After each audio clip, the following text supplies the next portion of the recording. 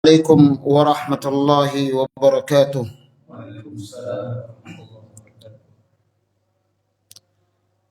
الحمد لله رب العالمين، وبه نستعين على أمور الدنيا والدين. أشهد أن لا إله إلا الله وحده لا شريك له، وأشهد أن محمدا عبده ورسوله.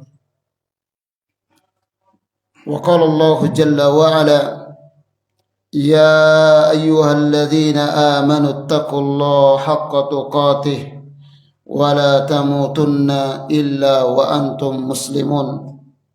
وقال سبحانه: يا أيها الناس اتقوا ربكم الذي خلقكم من نفس واحدة وخلق منها زوجها وبث منهما رجالا كثيرا ونساء واتقوا الله الذي تساءلون به والأرحام إن الله كان عليكم رقيبا. وقال سبحانه: يا أيها الذين آمنوا اتقوا الله وقولوا قولا سديدا يصلح لكم أعمالكم ويغفر لكم ذنوبكم ومن يطع الله ورسوله فقد فاز فوزا عظيما. أما بعد، فإن أصدق الحديث كتاب الله، وخير الهدي هدي محمد صلى الله عليه وسلم، وشر الأمور محدثاتها، فإن كل محدثة بدعة وكل بدعة ضلالة وكل ضلالة في النار. Alhamdulillah, kita bersyukur kepada Allah Subhanahu wa taala, yang mana Allah Subhanahu wa taala masih memberikan nikmat kepada kita sekalian, sehingga kita masih melaksanakan perintah Allah, yaitu salat subuh berjamaah. Kemudian selanjutnya adalah wa ta'awanu 'alal birri wa taqwa, saling tolong menolong dalam kebaikan dan ketakwaan. Kemudian wa tawasau bil haqqi wa tawasau bis sabr, kita saling memberikan nasihat tentang al-haq yang benar. Kebenaran telah jelas, yaitu Al-Quranul Karim. Kebenaran adalah apa yang datang dari Nabi kita Muhammad sallallahu alaihi wasallam, dan kebenaran apa yang datang dari generasi terbaik dari umat ini. Mereka lah yang sangat paham terhadap agama ini, dan mereka yang sangat paham terhadap Al-Quran dan Sunnah Rasulullah sallallahu alaihi wasallam, karena mereka langsung dipimpin oleh Nabi kita Muhammad sallallahu alaihi wasallam. Salawat dan salam kita curahkan kepada Nabi kita Muhammad sallallahu alaihi wasallam atas perjuangan beliau, atas pengorbanan beliau, bersama keluarga yang senantiasa setia dengan beliau. Jadi tidak semuanya keluarga beliau yang setia dengan beliau, tapi di sana ada keluarga yang senantiasa setia dengan beliau, yang senantiasa membela beliau, yang senantiasa menghibur beliau. Dan begitu pula para sahabat Nabi sallallahu alaihi wasallam yang senantiasa bersama Nabi sallallahu alaihi wasallam, yang senantiasa membantu Nabi sallallahu alaihi wasallam, yang senantiasa bersama Rasulullah dalam jihad melawan musuh demi musuh, sehingga mereka senantiasa menyampaikan kebenaran ini sampai kepada kita sekalian. Oleh karena itu Rasulullah sallallahu alaihi wasallam bersabda dalam hadis yang sahih, mengatakan, la tasubbu ashabi, janganlah kalian mencela sahabat-sahabatku, kata Rasulullah. Janganlah kalian mencela sahabatku. Seandainya salah seorang di antara kalian menginfakkan emas seperti gunung Uhud, ma adraka mudda wala nasifa, kata Rasulullah. Seandainya sahabat Rasulullah menginfakkan seandainya dua telapak tangan, apa yang mereka infakkan? Bukan emas, apa yang mereka infakkan di telapak tangan tersebut? Atau satu saja, maka nilai mereka masih lebih besar daripada apa yang kita infakkan dari segi emas tersebut. Luar biasanya para sahabat Nabi Shallallahu Alaihi Wasallam. Oleh karena itu dilarang mencela mereka, dilarang mencaci mereka, dilarang melaknat mereka dan seterusnya.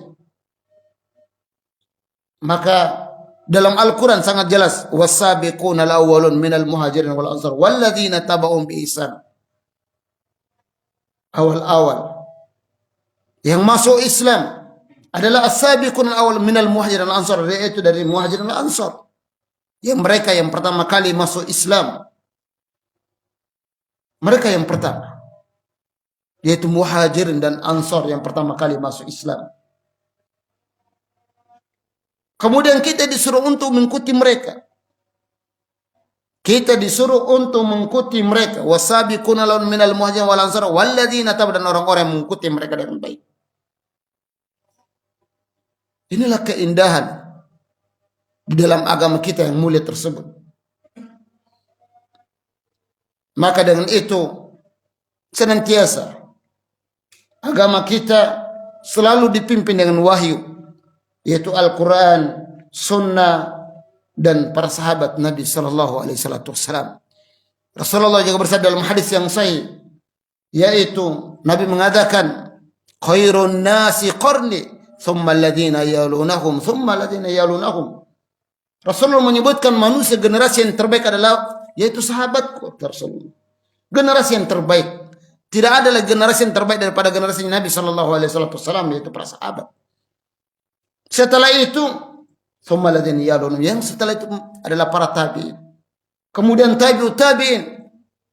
Ini 3 generasi Rasul sebutkan manusia yang terbaik. Awal dari sahabat.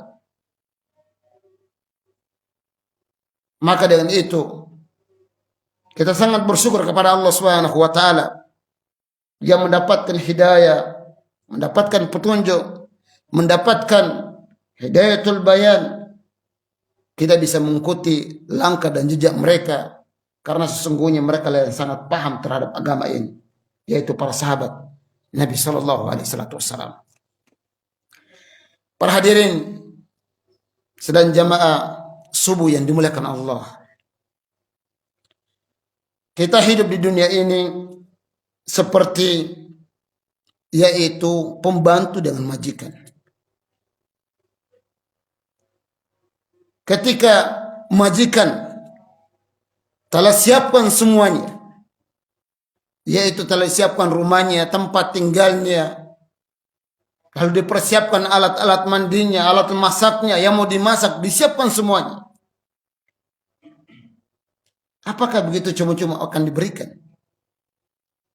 Atau ada tugas yang harus dilaksanakan? Dia mengatakan, saya telah berikan kamu semua ini. Silakan jaga kebunku dengan sebaik-baiknya. Hasilnya semua kembali ke saya. Tidak boleh memberikan kepada indah ini kecuali minta izin sama saya. Kira-kira malas-malas yang ingin diberikan tugas tersebut. Dia pasti akan rajin. Kenapa? Diberikan fasilitas semuanya.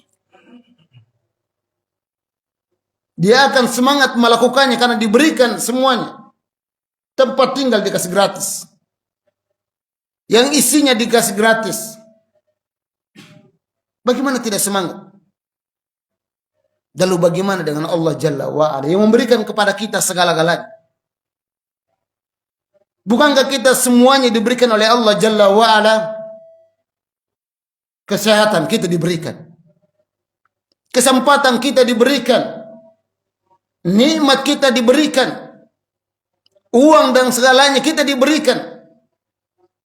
Akan tetapi, akhafillah, karena itu adalah hak dan milik Allah, adalah pemberian Allah Subhanahu wa taala dan amanah dan titipan. Maka dia tidak akan mempertahankan hal tersebut. Kenapa? Dia adalah titipan. Tidak ada satupun yang bisa akan mempertahankan. Maka hendaknya kita laksanakan perintah Allah Jalla wa'ala karena Allah yang memberikan kita segala-galanya. Masalah dunia, sebagaimana Rasulullah sallallahu alaihi wasallam bersabda, "Unzuru ila man huwa asfala minkum wa la tanzuru ila man huwa fawqakum." Apa kata Rasulullah? Unzuru ila man huwa asfala minkum. Perhatikan dan lihatlah orang-orang yang ada di bawah kalian. Apa tujuannya? Agar Anda pandai bersyukur dan tidak meremehkan nikmat Allah Subhanahu wa taala yang ada pada diri kita. Itu masalah dunia. Diri kita, istri kita. Jangan selalu lihat ke atas. Maka Nabi mengatakan wala tanzuru ila man huwa fawqakum. Jangan lihat orang yang selalu di atas kalian. Supaya kamu tidak meremehkan nikmat yang ada pada diri kamu. Sudah ada nikmat, kau sudah bisa masih ada makanan, ada tempat tidur, ada tempat tinggal tapi sederhana. Kalau Anda memperhatikan orang-orang yang ada di bawah kita, kamu mengatakan alhamdulillah, aku masih lebih baik. Aku masih lebih baik yang nikmat yang Allah berikan daripada si fulan dan si fulan begitu banyak. Tidakkah kita perhatikan banyak orang-orang yang tidak memiliki rumah? Tidakkah Anda memperhatikan orang yang tidak banyak memiliki makanan? Yang hari itu susah mencari makanan dan minuman. Ada orang-orang yang tidur di bawah jembatan. Ada orang-orang yang jalan kaki dengan perjalanan yang jauh. Tapi Anda masih memiliki sepeda, memiliki motor, memiliki mobil dan seterusnya. Bagaimana Anda masih merasa bahwa itu masih sedikit atau masih tidak merasa cukup dan selanjutnya? Maka dari itu Rasulullah SAW mengatakan, unzuru ila man huwa asfala minkum. Perhatikan dan lihatlah orang-orang yang ada di bawah kalian. Wala tanzuru ila man huwa fawqakum. Jangan lihat selalu orang yang ada di atas kamu. Dari kita pahamkan kepada istri kita, sehingga kita bekerja mencari nafkah. Kalau hari itu tidak mendapatkan, tidak membawa apa-apa, tetap juga dia bersyukur. Jangan lihat tangannya, oh itu tahu ini satu hari keluar bisa bawa kulkas, bawa mesin cuci dan seterusnya. Kamu datang hanya begini saja. Begitu banyak kalau kita selalu lihat ke atas. Oleh karena itu Allah Jalla wa'ala memberikan kepada kita segala-galanya. Maka kita harus disuruh untuk beribadah kepada Allah Jalla wa'ala. Maka dengan itu Allah Subhanahu wa taala banyak mengatakan dalam Al-Qur'an maupun sunnah kita disuruh untuk beribadah kepadanya. Wa ma haqqullahi 'alal ibadi. Apa haknya Allah Subhanahu wa taala terhadap hamba-hamba tersebut? An ya'buduhu. Senantiasa kita disuruh untuk beribadah kepada Allah. Itu haknya Allah yang kita penuhi. Allah juga mengatakan wa ma khalaqtul jinna wal insa illa liya'budun. Tidaklah aku menciptakan jin dan manusia kecuali beribadah kepadaku, kata Allah. Ya'budun, yuwahidun. Dijelaskan oleh para ulama yuwahidun, yaitu adalah mengesahkan Allah Jalla wa'ala dalam ibadah kita. Ibadah apapun yang kita lakukan hendaknya kita mengesahkan Allah. Hanya semata-mata karena Allah Jalla wa'ala. Tidak kepada yang lain. Kenapa? Karena Allah memberikan kita segala-galanya. Maka dengan itu dikatakan oleh Ibnu Katsir rahimahullah ta'ala, al-khaliqu lihadil asya' huwa al-mustahiqu lil ibad. Yang menciptakan segala sesuatu tersebut, dialah yang berhak disembah. Dialah yang berhak kita tunduk dan patuh kepadanya. Karena dialah yang memberikan kita segala-galanya. Dia yang berhak. Bukankah Allah yang menciptakan kita? Bukankah Allah memberikan nikmat, kesehatan, kesempatan, dan umur panjang kepada kita? Bukankah karena kita berjalan karena kehebatan dan kemuliaan Allah? Semua itu adalah pemberian Allah. Wa ma bikum min ni'matin fa min Allah. Apa saja yang ada pada diri kalian itu datang dari Allah Jalla wa'ala. Kemudian Allah mengatakan wa'budullah wa la tusyriku bi syai'an. Beribadahlah hanya kepada Allah dan tidak boleh mensyirikatkan kepada Allah dengan sesuatu apapun. Saya di sini adalah nakirah secara umum apapun bentuknya. Enggak boleh itu dijadikan menyekutukan kepada Allah Jalla wa'ala. Sekecil apapun. Tidakkah kita pernah melihat hadis Nabi SAW dalam kitab Tauhid, yaitu seorang masuk surga karena lalat dan seorang masuk neraka karena lalat? Lalat itu dimakan. Dimakan tidak? Tidak dimakan lalat. Itu kecuali sudah terpaksa lapar sekali mungkin dia makan lalat. Tapi tidak ada seorang pun yang makan lalat. Tapi Nabi mengatakan seorang masuk surga karena lalat, seorang masuk neraka juga karena lalat. Jadi tidak boleh apapun dalam bentuk apapun tidak boleh menyekutukan Allah karena Allah yang memberikan kita segala-galanya. Menciptakan segala-galanya untuk kita. Bagaimana mungkin kita beribadah kepada yang lain? menyekutukan kepada yang lain. Oleh karena itu, seorang yang salah keyakinannya, maka ingat akal sehatnya akan tertutup dan fitrah yang suci pun akan hilang darinya. Coba kita lihat dari para nabi-nabi sebelumnya. Bukankah mereka yang membuat sendiri adalah patung itu? Bukankah mereka yang buat sendiri? Mereka yang olah sendiri. Lalu setelah itu mereka sebut, di mana akal sehatnya mereka? Bagaimana mungkin suatu benda mati itu diminta? Sesuatu yang tidak mampu memberikan, tidak bisa menciptakan sesuatu, tapi dia meminta. Masuk di akal kira-kira? Anda yang berpikir dan berpikir pasti tidak masuk di akal sama sekali. Kenapa dia yang buat dari benda-benda mati sehingga menjadi bentuk seperti Tuhan kata mereka? Lalu setelah itu meminta kepadanya, berdoa kepadanya, bersujud kepadanya. Mana akal sehat seseorang? Masuk di akal? Nggak masuk di akal sama sekali. Dan fitrahnya seorang tertutup. Mana fitrah suci seorang? Bukan karena Nabi mengatakan kullu mauludin yulad al fitrah. Semua yang dilahirkan di atas fitrah dan suci. Tertutup fitrah suci tersebut.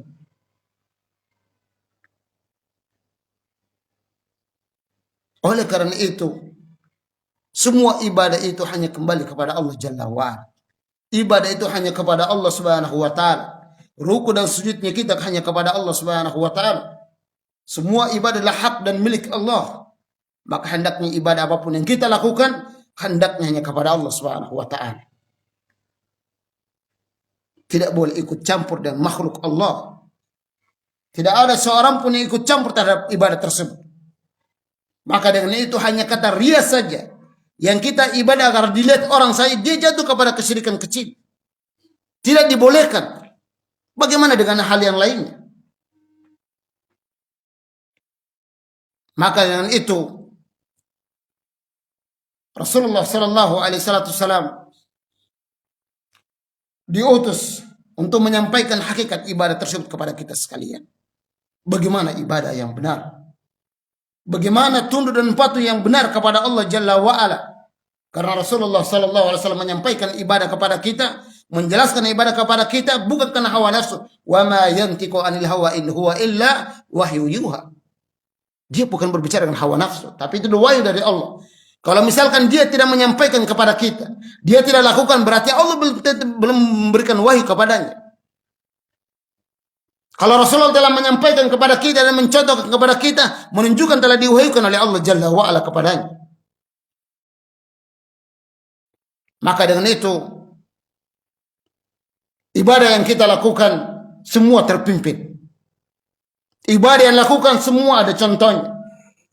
Semua dijelaskan oleh Nabi SAW. Maka dengan itu semua umat diutus nabinya untuk kepada mereka sekalian. Dan termasuk kita dalam Nabi Muhammad SAW. Walaqad ba'athna fi kulli ummatin rasulana ni'budullah wajtanibut taghut. Walaqad ba'athna, dan sesungguhnya ba'athna, kami mengutus fi kulli umat, pada tiap-tiap umat rasulan, adalah adanya rasul. Apa tujuan mereka kira-kira? Apa yang mereka menyampaikan? Apa dan visi dan mereka? Ternyata ajakannya mereka adalah sama. Ani'budullah. Kita disuruh untuk hanya beribadah kepada Allah Jalla wa'ala. Jelas. Para nabi, visi dan misinya mereka jelas. Walaupun jarak mereka yang sangat jauh. Pada waktu teknologinya belum ada sehebat seperti kita sekarang. Tapi kalau kita mengambil pelajaran dari hal tersebut, bahwasanya jarak mereka yang sangat jauh, toh ajakannya sama, menunjukkan wahyu itu datang dari Allah Jalla wa'ala. Wahyu datang dari Allah. Kok ajakannya bisa sama? Kalau di zaman sekarang mungkin saja orang bisa saling nelpon, belum sampai di tujuan sudah tahu. Kenapa? Dia sudah nelpon duluan. Tapi pada zaman itu bagaimana mungkin? Jarak yang jauh, tidak bertemu, tapi ajakan mereka adalah sama dan sama, menunjukkan bahwasanya mereka diberikan wahyu oleh Allah Subhanahu wa ta'ala. Para hadirin sidang jamaah subuh yang dimuliakan Allah Subhanahu wa ta'ala. Oleh karena itu, ibadah apapun yang kita lakukan hendaknya hanya kepada Allah Jalla wa'ala. Ibadah apapun yang kita ingin laksanakan maka itu hanya untuk Allah. Hanya untuk Allah Jalla wa'ala karena haknya Allah Subhanahu wa ta'ala.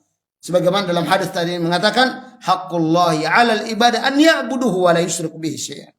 Haknya Allah itu hanya beribadah kepada Allah dan tidak mensyirikkan kepada Allah Subhanahu wa ta'ala. Itu haknya Allah. Iya. Kemudian kita lihat di dalam kitab Al-Mutun Ilmiah bahwasanya perintah yang paling besar, dia adalah perintah yang paling besar, adalah mentauhidkan Allah, adalah mengesahkan Allah Jalla wa'ala dalam ibadah kita.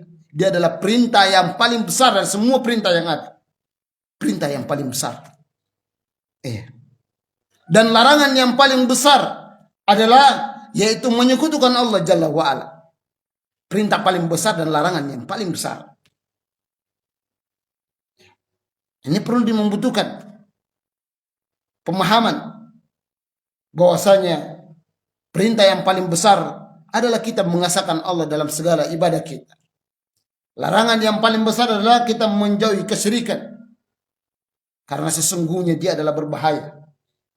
Sesungguhnya dia akan melenyapkan semua amalan kita. Inna Allah la yaghfiru ayyushraka bihi wa yaghfiru ma duna dzalika liman yasha. Bahkan Allah Jalla wa'ala mengatakan inna Allah la yaghfiru. Allah senantiasa tidak akan mengampuni dosa syirik tersebut kecuali selain dari itu, kata Allah. Itu pun di bawah kehendak Allah Subhanahu wa taala. Kalau Allah mengampuni, alhamdulillah. Kalau tidak ya terserah Allah. Haknya Allah Subhanahu wa taala. Oleh karena itu ibadah adalah hak dan milik Allah Subhanahu wa taala sepenuhnya. Ibadah itu harus mengikuti Allah. Dan yang kedua adalah utusan. Bahwasanya Rasul telah memberikan contoh ibadah kepada kita sekalian. Bagaimana ibadah yang benar, bagaimana ibadah yang mendekatkan diri kepada surga Allah Jalla wa ala, dan bagaimana apa dan ibadah dan hal-hal yang dilarang oleh Allah Subhanahu wa taala menjauhkan neraka telah diajarkan Nabi sallallahu alaihi wasallam. Poin yang kedua, bahwa ibadah apapun yang kita lakukan adalah untuk kita. Untuk kita sendiri. Bukan begitu? Iya. Orang mengatakan siapa yang makan itu yang kenyang. Siapa makan itu yang kenyang. Masa yang lain makan saya yang kenyang. Siapa makan itu yang kenyang. Saya. Kalau aku berbuat dosa dan maksiat kepada Allah Jalla wa'ala, maka itu juga untuk saya. Maka ibadah itu adalah untuk diri kita, akhafillah. Maka ikutilah perintah Allah dan wahyu Allah Jalla wa'ala, karena untuk diri kita, keselamatan kita, dunia dan akhirat. Apakah mungkin untuk diri kita hanya biasa-biasa saja? Sebagaimana diri kita kalau lapar, tentu kita berusaha keras mencari nafkah untuk diri kita. Menyekolah anak-anak kita, kesungguhan kita adalah untuk diri kita juga.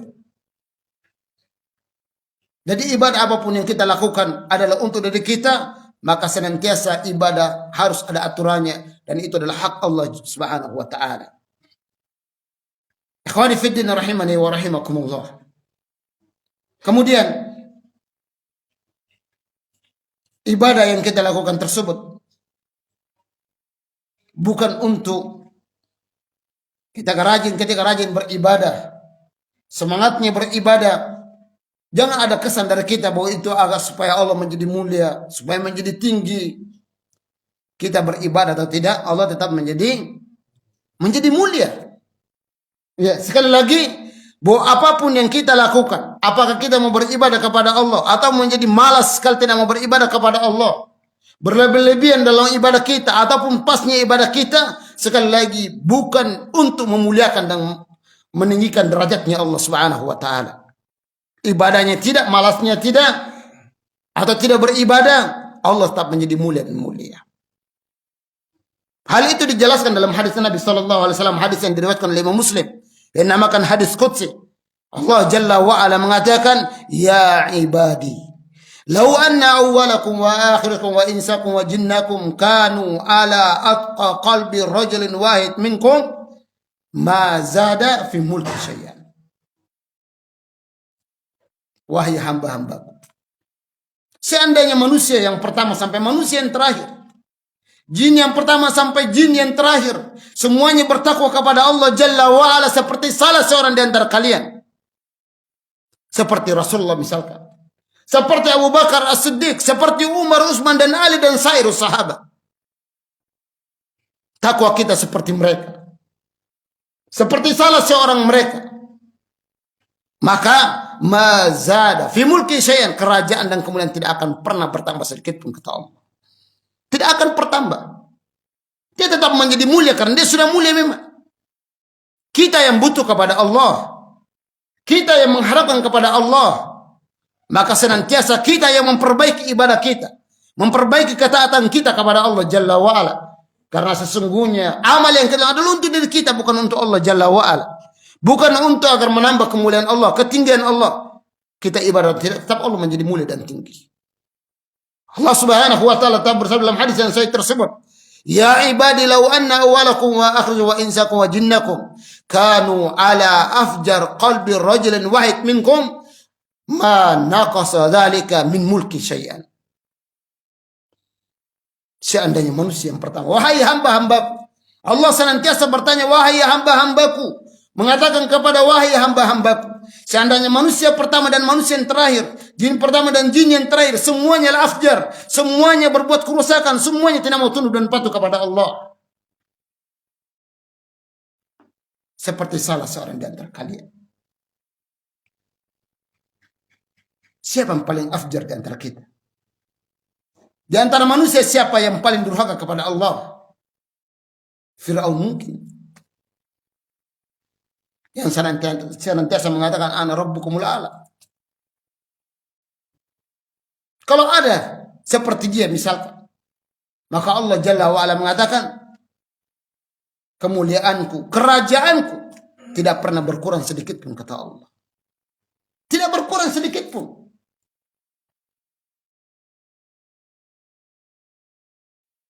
Tapi lihatlah bagaimana Nabi SAW selanjutnya dalam hadis kursi tersebut. Ya ibadi innama hiya amalukum.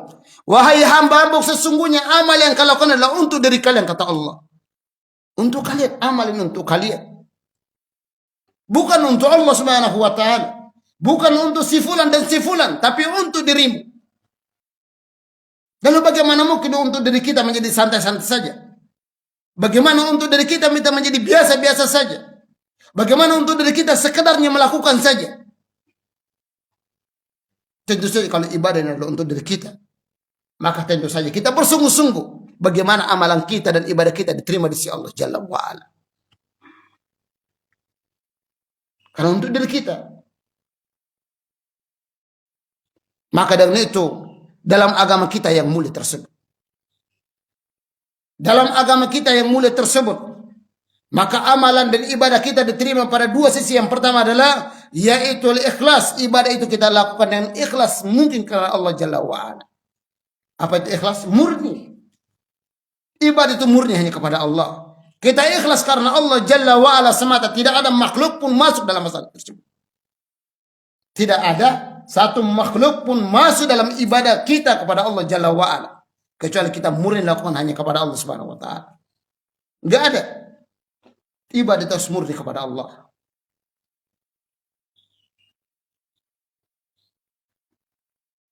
Berarti ibadah ini jelas haruslah murni ikhlas kepada Allah Subhanahu wa taala.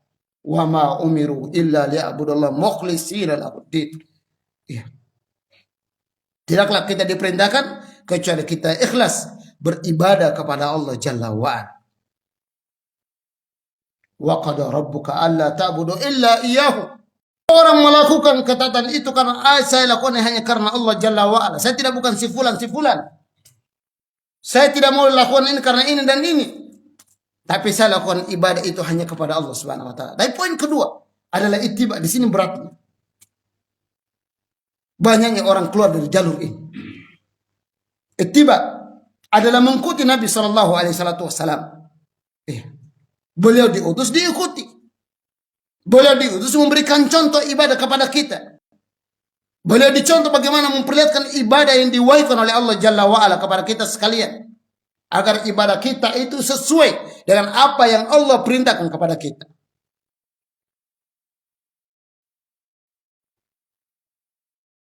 Itu tujuannya Allah utus nabinya. Maka dengan itu tadi malam kita sudah katakan bahwasanya ibadah kita tidak akan mungkin seragam kecuali kepada Nabi sallallahu alaihi wasallam. Ibadah kita tidak akan benar dan jelas, dan ibadah tidak akan seragam dengan sama dan pas kecuali ibadah itu betul-betul mencontohi Nabi sallallahu alaihi wasallam. Karena beliau yang lebih tahu bagaimana ibadah yang benar. Karena lebih tahu bagaimana pendekatan diri kita kepada Allah Jalla wa'ala. Bagaimana tunduk dan patuhnya kita kepada Allah, Rasulullah lebih tahu karena beliau diwahyukan oleh Allah Jalla wa'ala.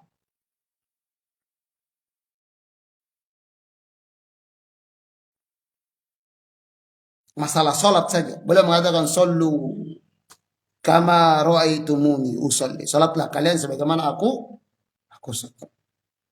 Ini masalah salat yang hari-hari kita lakukan.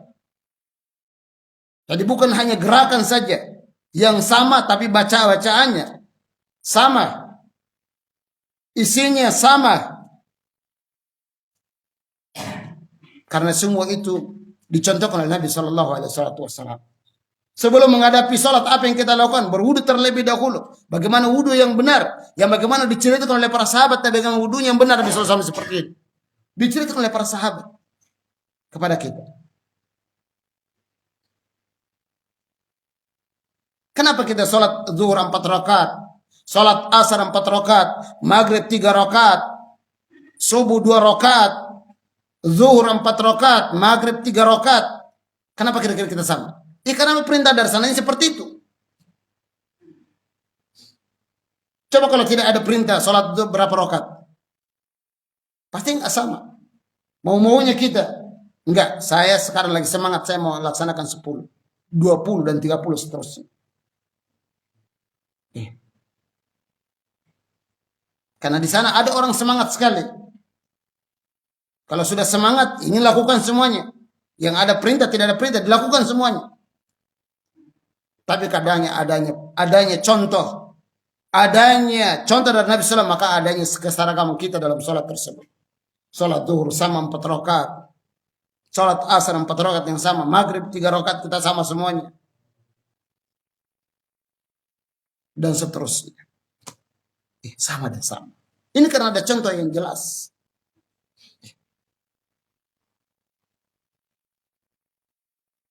Enggak perlu bertanya lagi. Sudah ada perintah jelas, tidak mungkin kita bertanya. Ini sholat zuhur berapa rakaat ya? Tapi kalau tidak ada, Allah mengatakan kalian beribadah saja kepada Allah. Pasti kalian bertanya, ibadah apa yang kita lakukan? Kalian sholat saja. Pasti kita bertanya, muncul pertanyaan. Sholat zuhur itu berapa rakaat? Tapi ini sudah ada. Nabi telah memberikan contoh sholat zuhur berapa rakaat, telah dicontohkan Nabi Shallallahu Alaihi Wasallam. Isinya pun telah dicontohkan. Zikir-zikir yang dalam pun telah dicontohkan oleh Nabi Shallallahu Alaihi Wasallam.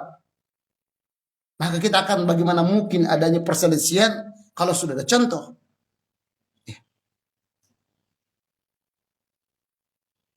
Di dalam kantor sudah ada peraturan yang ada. Ada orang yang selalu melanggar. Kira-kira mana yang dibilang melanggar di situ? Orang yang taat peraturan kita yang melanggar. Pasti bos mengatakan ini yang selalu melanggar ini. Ya. Melanggar dari peraturan yang telah ada. Aturan yang telah ada. Bahwa Anda melanggar terus, gaji Anda harus dipotong. Sekarang kan terbalik. Di mana terbaliknya? Orang yang murni di atas kebenaran. Orang yang mencontoh Nabi SAW mengatakan garis keras dan seterusnya. Kan terbalik. Dari segi akal saja tidak bisa diterima. Dari hukum saja, dari hukum-hukum kantor pun tidak diterima. Masa orang yang ketat dibilangkan dia ini, kau ini melanggar terus. Ini baru bagus. 1 bulan tidak masuk kantor, ini harus dapat gaji, Anda tidak dapat gaji. Seperti itu. Mustahil. Dari segi dunia pun tidak masuk di akal sama sekali. Oleh karena itu, poin yang kedua adalah ittiba kepada Nabi sallallahu alaihi wasallam. Mencontohi Nabi sallallahu alaihi wasallam Banyaknya dalil terhadap mencontohi Rasulullah SAW. Wa ati Allah wa ati Rasul. Banyaknya sekali, begitu banyak dalil. Kita disuruh taat kepadanya. Maka dengan itu, hendaknya kita, ibadah kita ini harus dilandasi dengan ikhlas karena Allah. Yang kedua adalah ittiba kepada Nabi SAW. Harus adanya ittiba. Karena beliau diutus untuk diikuti. Bukan untuk dilanggar peraturannya, tapi diikuti dalam segala ibadah kita, karena ibadah tidak mungkin kita akan terlaksanakan dengan baik kecuali sudah ada contoh dari Nabi SAW.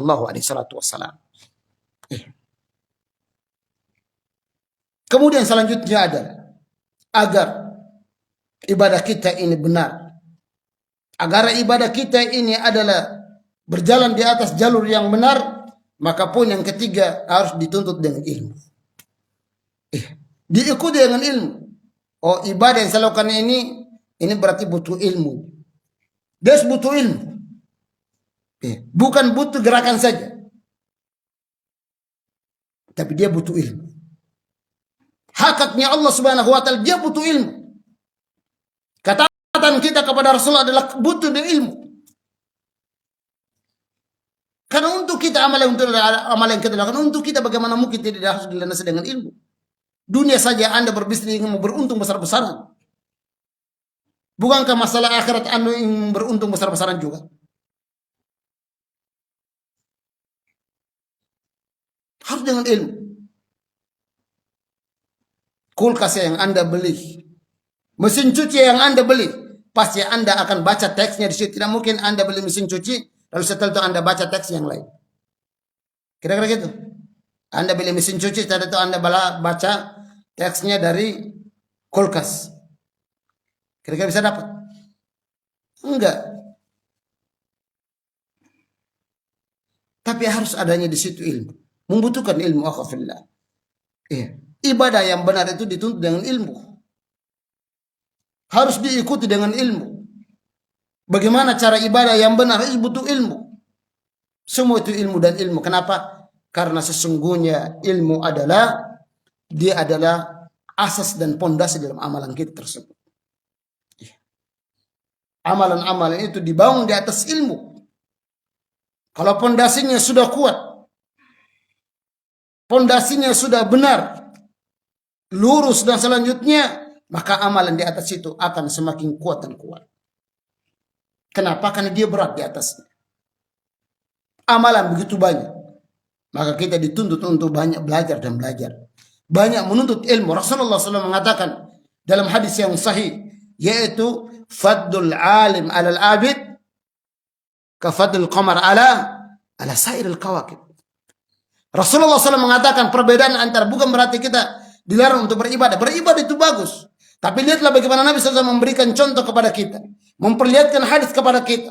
Bahwasanya orang alim dengan orang yang abid hanya rajin beribadah, dia sama seperti al-qamar, bulan, dengan al-kawakib, itu bintang-bintang ada di langit. Orang yang berilmu seperti digambarkan apa? Qamar, bulan. Bulan berapa ada di bulan? Ada di langit berapa bulan? Satu aja. Kalau bintang-bintang sangat banyak yang di langit. Tapi ternyata Rasulullah mengatakan bulan ini lebih afdal daripada bintang-bintang tersebut. Bukan berarti kita tidak disuruh beribadah. Beribadah iya. Tapi lihatlah bagaimana orang yang memiliki ilmu, berlandas dengan ilmu, beramal dengan di atas ilmu. Maka Nabi mengatakan mereka itu seperti bulan. Dan bulan ini adalah lebih baik daripada bintang-bintang yang ada di langit. Begitu luar biasanya orang yang menuntut ilmu. Begitu luar biasanya orang yang berlandas dengan ilmu agama. Agar kita tidak salah. Agar kita tidak salah dalam berilmu, maka di sana tadi kita sudah katakan tadi malam bahwasanya ilmu itu di dalamnya adalah yaitu Al-Qur'anul Karim. Adalah Al-Qur'an, ayat Allah Jalla wa Ala. Ilmu yang benar adalah ilmu yang dilaksanakan sunnah Nabi sallallahu alaihi wasallam. Ilmu yang benar adalah dikatakan oleh para sahabat Nabi sallallahu alaihi wasallam. Itu baru dinamakan ilmu. Maka para ulama mengatakan orang-orang yang di luar dari itu adalah hanya qala dan wakilah saja. Menghabisi waktu hanya menghabisi waktu saja. Maka ilmu yang kita belajar tersebut hendaknya yaitu ilmu Al-Quranul Karim, ilmu sunnah Rasulullah Sallallahu Alaihi Wasallam, dan ilmunya yang difahami oleh para sahabat Nabi Sallallahu Alaihi Wasallam. Dengan itu ibadah kita pasti akan benar kepada Allah. Ibadah yang kita lakukan pasti benar di sisi Allah Jalla wa'ala. Sudah pasti. Ya. Karena dia tidak keluar dari dua hal tersebut. Tidak mungkin kita rujukannya adalah fisika. Tidak mungkin rujukannya adalah matematika. Adalah alat kedokteran. Kira-kira kalau kita belajar, ya, mau beribadah tapi kita belajar matematika, fisika, kira-kira ibadah kita benar? Kalau tidak mungkin rujukannya pasti Al-Quran dan Sunnah. Kenapa? Karena Allah yang ibadah tersebut adalah perintahnya Allah. Allah Subhanahu wa taala langsung pimpin ibadah tersebut dengan menurunkan Al-Quran dan mengutus Nabi Sallallahu Alaihi Wasallam agar ibadah kita itu benar dan benar. Maka dengan itu ilmu kita harus, ilmu yang kita tuntut adalah Al-Quran, ada sunnah Nabi Sallallahu Alaihi Wasallam, dan kemudian dipahami dengan sahabat Nabi Sallallahu Alaihi Wasallam, generasi yang terbaik. Ya. Sebagaimana telah kita akan dalam mukadimah, khairun nasi qarni, thumma ladina yalunahum, thumma ladina yalunahum. Ya, sebaik-baik generasi adalah sahabatku, kata Rasulullah. Thumma ladina, kemudian sesudahnya itu para tabi'in, kemudian sesudahnya adalah para tabi'in.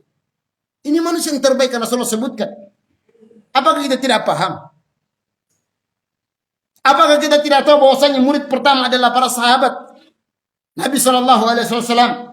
Rasul senantiasa langsung pimpin mereka dalam bagaimana ibadah yang benar, bagaimana pemahaman yang benar, bagaimana memahami Al-Quran yang benar, bagaimana memahami sunnah-sunnah Rasulullah SAW kepada mereka benar.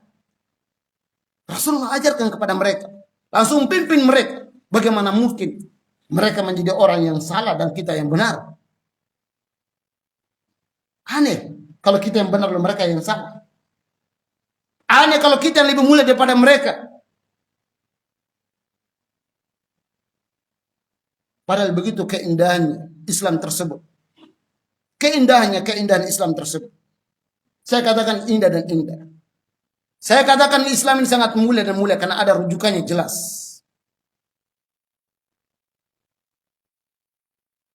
Maka seharusnya kita semangat dalam beribadah, semangat taat kepada Allah. Sekali lagi, tapi harus dituntut dengan ilmu agama.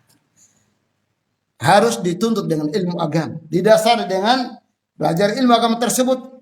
Adanya di sana ada Al-Quran, adanya di sana sunnah Rasulullah, dan di sana ada aqwalus sahabat dan perkataan para sahabat Nabi Sallallahu Alaihi Wasallam terhadap agama yang mulia tersebut. Para jamaah subuh yang dimuliakan Allah Subhanahu Wa Taala, tidak terasa sudah 1 jam. Mudah-mudahan pertemuan kita ini bermanfaat bagi saya khususnya dan kepada saudara-saudaraku yang hadir pada hari ini. Kalau benar itu datang dari Allah. Sekali lagi itu benar datang dari Allah. Yang benar itu datang dari Nabi kita yang mulia Muhammad Sallallahu Alaihi Wasallam. Yang benar apa yang disepakati oleh para sahabat. Yang benar apa yang mereka paham tentang Al-Quran dan Sunnah tersebut. Kalau salah itu saya dan pribadi saya. Dan kita tetap berusaha belajar dan belajar untuk banyak orang. Bahkan tentu saja banyak belajar dan belajar. Ya. Kalau Anda sayang kepada si fulan dan si fulan, maka belajar. Kalau Anda mengatakan dirinya sayang lalu tidak belajar, lalu menunjukkan ini dan ini, yakin bahwa Anda telah salah dan Anda tidak menyelamatkan saudara. Ya. Tidak sayang kepada saudara, tapi belajarlah belajar. Maka dengan itu, ikhwani fiddin, tetaplah semangat belajar agar ibadah kita itu lurus, ibadah kita itu benar. Dan saya tadi sudah katakan bahwasanya ibadah itu harus adanya ikhlas dan ittiba kepada Nabi Sallallahu Alaihi Wasallam. Dan ibadah yang kita lakukan semua tersebut harus landasi dengan ilmu, karena sesungguhnya ilmu itu lebih afdal daripada ibadah yang kita lakukan. Ibadah yang kita lakukan. Dan orang yang berilmu akan mudah memberikan jalan keluar kepada orang lain. Orang yang berilmu akan beri kemudahan kepada orang lain. Dan orang yang tidak berilmu pasti akan memberi kesulitan kepada saudaranya. Seolah-olah itu baik, tapi ternyata memberikan kesusahan kepada saudaranya.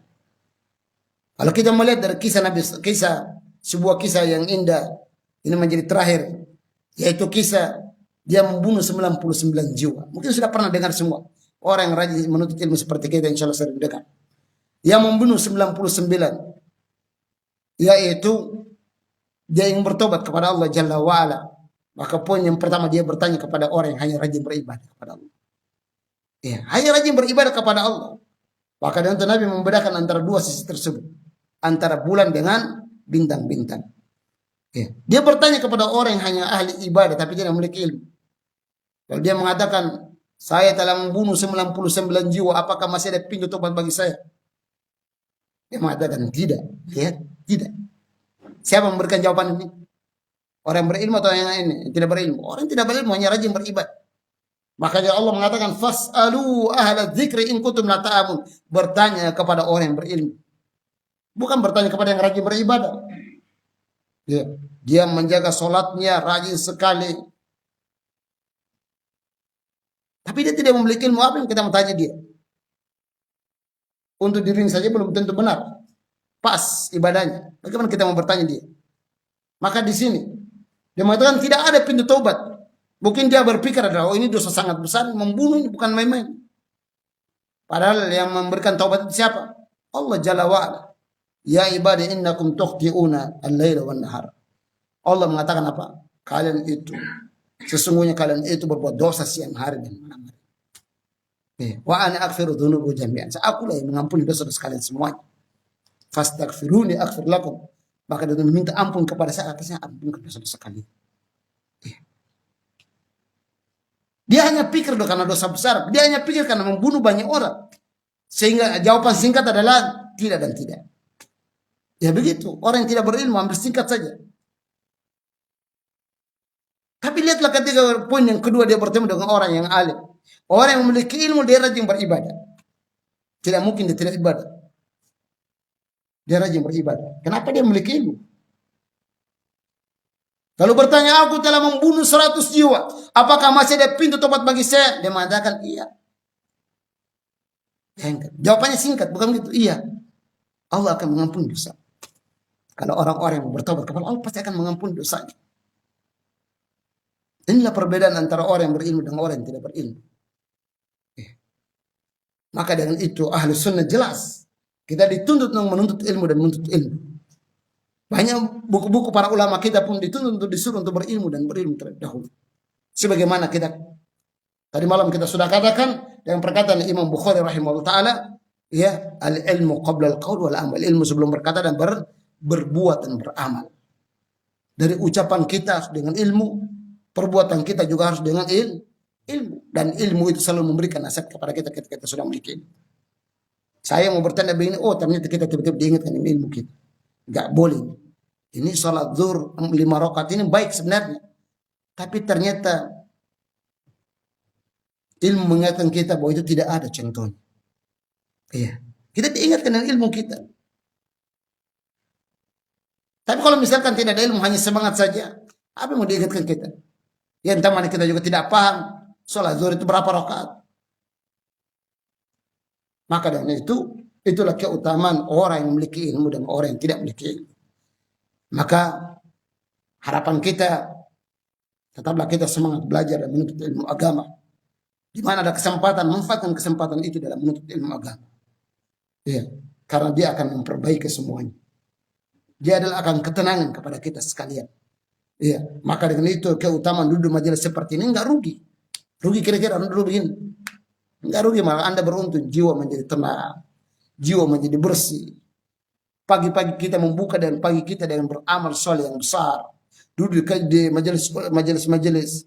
Sebagaimana Nabi mengatakan, wa majtama'a qaumun fi baitin min buyutillah yatluna kitaballah wa yatadarasuna bainahum illa nazalat alaihim sakin. Ketenangan akan turun kepada mereka, ketenangan. Ketenangan. Iya. Saya menceritakan singkat. Ketika ada masalah saya, masalah yang namanya ada keluarga itu pasti ada masalah ya. Atau siapa lurus-lurus saya di sini? Pasti ada. Ya. Ketika ada keluarga itu ada masalah. Ketika saya ada masalah, tiba-tiba Saya pergi ikut kajian, salah seorang ustaz. Tiba-tiba mendengar ada penjelasan bahwa seperti ini. Tiba-tiba langsung dapat jalan keluar. Tenang bukan? Iya, kalau ada jalan keluar langsung tenang. Tapi kalau tidak, tambah kacau lagi dalam keluarga. Bisa-bisa cerai. Tapi kalau kita tidak betul-betul sudah ada jalan keluar, Masya Allah dengan ilmu, kita menuntut ilmu, Masya Allah adanya jalan keluar selalu untuk kita. Karena Allah akan pasti memudahkan dalam segala hal karena untuk kita sekalian. Maka dengan itu enaknya menuntut ilmu agama. Belajar menuntut ilmu agama. Tetaplah semangat dalam menuntut ilmu agama. Agar kita tetap diberikan jalan keluar yang terbaik oleh Allah Jalla wa'ala. Karena Allah yang pimpin, Allah yang memberikan jalan semua yang tersebut. Akhirul kalam, kita tutup dengan doa kafaratul majelis. Subhanakallahumma wa bihamdik, asyhadu an la ilaha illa anta, astaghfiruka wa atubu ilaik. Assalamualaikum warahmatullahi wabarakatuh.